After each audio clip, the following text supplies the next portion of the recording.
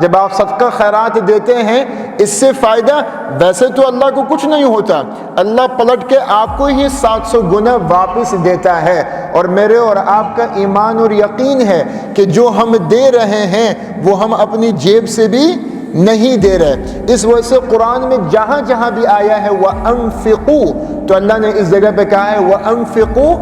مِمَّا رَزَقْنَاكُمْ، اس سے دو جو کہ میں نے تمہیں دیا۔ یہ پانی میرا تو نہیں ہے،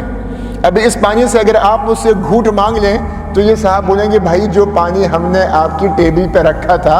اس سے 2 گھونٹ اس کو دے دو، تو مجھ میں کیا بخل، بھائی یہ پانی تو میرا ہے ہی نہیں، انہوں نے رکھا 2 گھونٹ میں نے پی لیے، 1 گھونٹ آپ کو پلا دیا، احسان کوئی میں نے نہیں کیا۔ تو وَأَنفِقُوا مِمَّا رَزَقْنَاكُمْ، جو اللہ نے دیا ہے اس میں سے دے دو، تو وہ بھی ہم کوئی بڑا کام نہیں کر رہے، مگر یہ بھی کرنے کے اوپر ہمیں کیا حاصل ہوتا ہے؟ اللہ کا قرب حاصل ہوتا ہے، اور اس کے بدلے اللہ ہماری ہی زندگی بنا دیتا ہے کہ ہمیں اللہ 700 گنا زیادہ واپس دے دیتا ہے۔